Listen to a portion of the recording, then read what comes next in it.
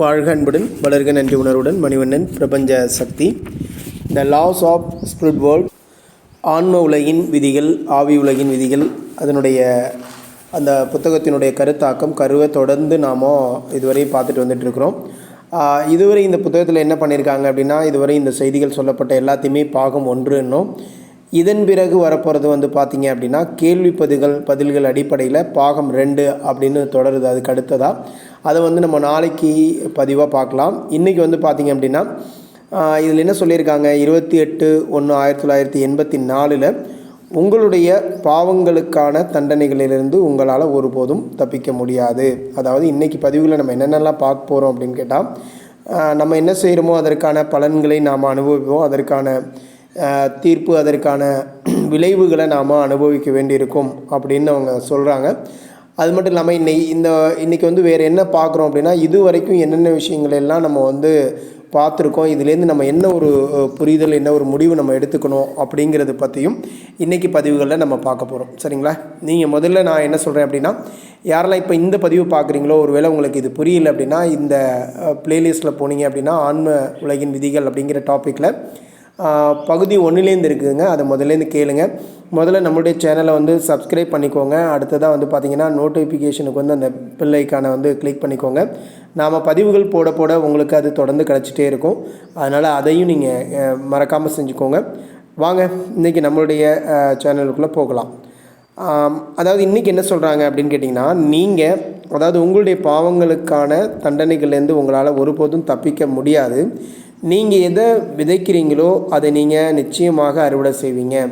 அதாவது கடவுளுடைய நியாய தீர்ப்பு அப்படிங்கிறது பார்த்தீங்க அப்படின்னா ரொம்ப ரொம்ப கச்சிதமாக இருக்கும் அப்படின்னும், இறுதியில் நீங்கள் உங்களுக்கான பாவங்களுக்கான விலையை கொடுத்து தான் ஆகணும் அப்படின்னும் சொல்லியிருக்காங்க.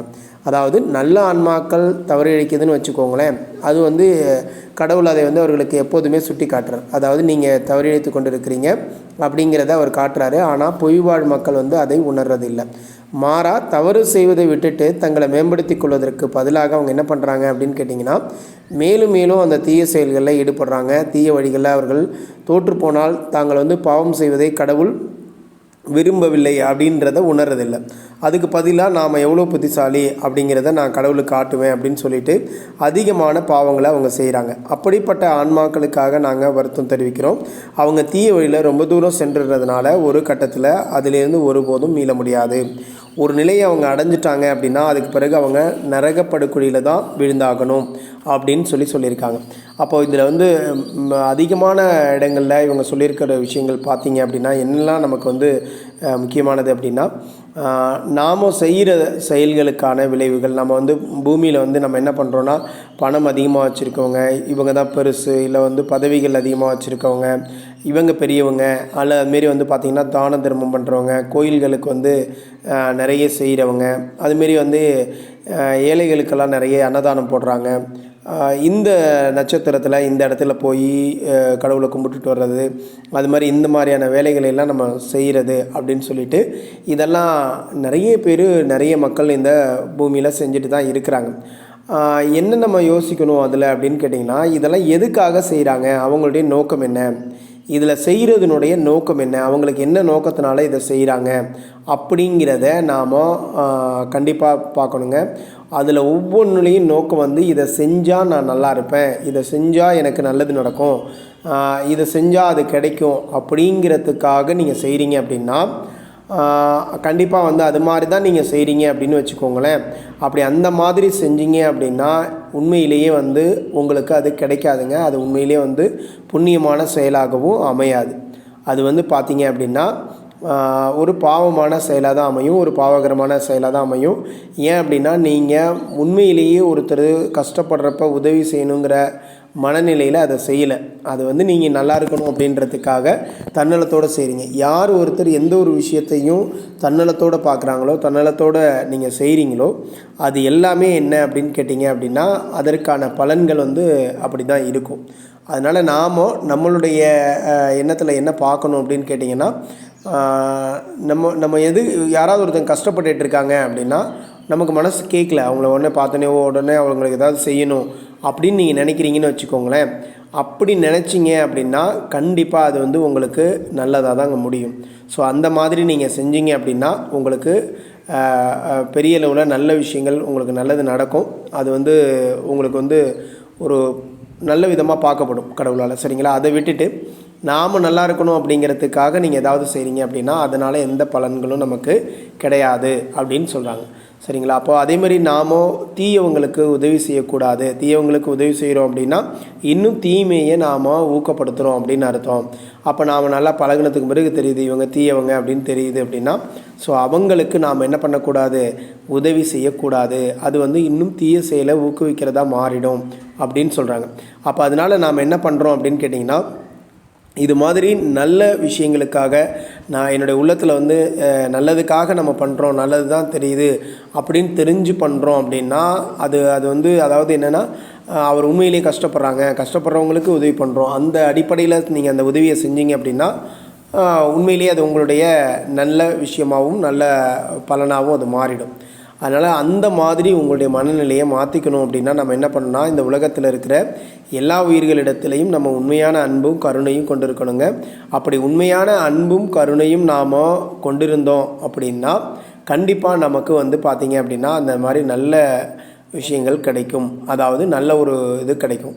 அதனால் அதுதான் இவங்க அதிகமாக சொல்லியிருக்கிற விஷயங்கள். ஆன்மாக்கள் எப்படி இருக்குது, ஆன்ம உலகம் எப்படி இருக்குது, ஏன் வந்து இந்த மனித பிறப்பு நம்ம எடுத்திருக்கிறோம், இதில் வந்து நன்மை தீமைகள் என்னென்ன இருக்குது, ஏன் வந்து சங்கடங்கள் அதிகமாக வருது, நமக்கு ஏன் கஷ்டங்கள் அதிகமாக வருது, அப்படி கஷ்டங்கள் வந்தால் நாம் வந்து அதை எப்படி எதிர்கொள்ளணும், இது எல்லாமே அவங்க சொல்லியிருக்காங்க. நீங்கள் கஷ்டங்கள் வந்தால் அதை வந்து நம்ம என்ன பண்ணுறோம், கஷ்டப்பட்டுட்டே கடவுள் வந்து நமக்கு தண்டிச்சிட்டாரு, இந்த மாதிரி பண்ணுறாரு அந்த மாதிரி பண்ணுறாரு அப்படின்னு நம்ம நினைக்கிறோம் இல்லையா. இது நம்மளுடைய கர்ம வினையை சரி பண்ணுறதுக்காகவும் நீங்கள் செஞ்ச செயல்களுக்கான விளைவுகளை நீங்கள் ஏற்றுக்கிட்டு தான் ஆகணும். அதை வந்து நீங்கள் அனுபவித்து தான் ஆகணும். அது எவ்வளோ சங்கடமாக இருந்தாலும் அதை ஏற்றுக்கிட்டு தான் ஆகணும். அப்படிங்கிறதுக்காக தான் உங்களுக்கு நடக்குது. அதை வந்து நீங்கள் மகிழ்ச்சியாக சந்தோஷமாக ஏற்றுக்கிட்டீங்க அப்படின்னா உங்களுடைய வாழ்க்கையில் உங்களுக்கு என்ன வேணுமோ அது சரியாக வந்து சேருங்க. நீங்கள் ஒருவேளை அந்த மாதிரி இல்லாமல் இது மாதிரிலாம் பண்ணீங்க அப்படின்னா உங்களுக்கான அந்த விளைவுகள், அதாவது அது வந்து உங்களுக்கு என்ன செயல் செஞ்சுருக்குமோ அதற்கான விளைவுகளையே தரும் அப்படின்னு சொல்லியிருக்காங்க.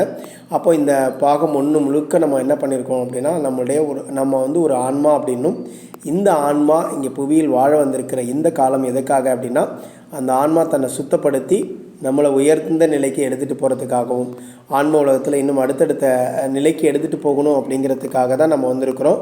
ஆனால் நம்மளுடைய ஆள் மனசு சப்கான்ஷியஸ் மைண்ட் வந்து உறக்கத்தில் இருக்கிறதுனாலையும் அது குறித்த ஒரு மறந்த நிலைக்கு நம்ம போய்டுறதுனாலையும் இங்கே என்ன பண்ணிகிட்ருக்கோம் அப்படிங்கிறதே தெரியாமல் நம்மளுடைய ஆன்மா உயர்வு பெறுறதுக்கும் அல்லது உயர்ந்த நிலை அடையிறதுக்குமான வழிகளை விட்டுட்டு நாம் வேறு ஏதோ பண்ணிகிட்ருக்கோம் அப்படின்றதெல்லாம் நம்ம இந்த பகுதிகளில் நம்ம தெரிஞ்சிருக்கிறோம். சரிங்களா? இந்த லாஸ் ஆஃப் ஸ்பிரிட் வேர்ல்டு அப்படிங்கிற இந்த புத்தகத்தினுடைய பாகம் 1 வந்து ஆன்மாக்களை பற்றியும் அந்த ஆன்மாக்கள் என்ன மாதிரியான நோக்கத்தில் வந்திருக்கிறது அப்படிங்கிறதெல்லாம் நான் இப்போ சொன்ன செய்திகள்லாம் அதில் பண்ணியிருக்கோம். நீங்கள் உங்களுக்கு இன்னும் இது நல்லா புரியணுன்னா நீங்கள் முதல்லேருந்தே கேட்டுருங்க. கண்டிப்பாக அது உங்களுக்கு புரியும். நம்மளை வந்து ஒரு சரியான நிலைக்கு கொண்டு போகிறதுக்கும் ஒரு நல்வழி நிலைக்கு கொண்டு போகிறதுக்கும் இதனுடைய ஒவ்வொரு பாகங்களும் இதை வந்து சரிப்படுத்துங்க. அதனால் அதை வந்து நீங்கள் சரியான முறையில் நீங்கள் எடுத்துகிட்டு போகணும் அப்படிங்கிறத நான் இந்த இடத்துல கேட்டுக்கிறேன். இன்றைக்கி வந்து இதோட நம்ம இந்த பாகத்தை முடிச்சிடலாம். ஏன் அப்படின்னு கேட்டிங்கன்னா இதோடைய அந்த டாபிக் முடியுது. அதனால் இதில் கண்டினியூட்டியாக அடுத்ததாக இல்லாமல் நாளைக்கு உங்களுக்கு அடுத்த பார்ட் வந்து நான் தர்றேன். அதில் என்னென்னலாம் இருக்கும் அப்படின்னு கேட்டிங்க அப்படின்னா இந்த தானே எழுதல் முறை என்றால் என்ன, இது மாதிரி நிறைய கொஸ்டின் ஆன்சராக வச்சுருக்காங்க ஆன்மாக்கள் பற்றியா. அந்த ஆன்மாக்கள்கிட்ட இந்த மாதிரியான கொஸ்டின்கள்லாம் அதாவது பேசுகிறாங்க இல்லையா, பேய்களோட ஆவிகளோட பேசுகிறாங்க, அதற்கான தனி நபர்கள் இருக்காங்க. அவங்களுடைய வழிகாட்டுதலோடு அதை பேசும்போது அவங்களுக்கான அந்த கேள்விகள் என்னென்னலாம் மனசில் தோணுதோ அந்த கேள்விகளெல்லாம் கேட்டு அதற்கான பதில்கள் அவங்கள்ட்டேருந்து கிடச்சிருக்கும். இப்போ இவங்க அப்பா அம்மாவே இருக்கிறாங்க அப்படின்னா எல்லோரும் கேட்கக்கூடிய கேள்விகள் இவங்கள்ட்ட கேட்கும்பொழுது அந்த கேள்விகளை கேட்டு அந்த கேள்விகளினுடைய அடிப்படையில் அந்த பதில்களை அவங்க சொல்லியிருக்கிறாங்க. அதுதான் அந்த பாகம் 2.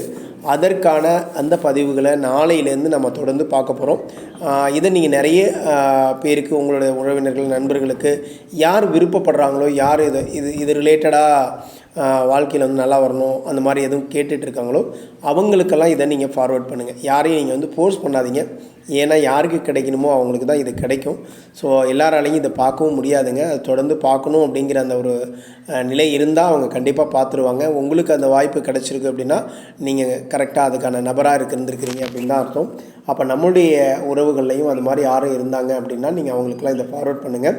நாளைக்கு பகுதியில் நாம் சந்திக்கலாம். நன்றி.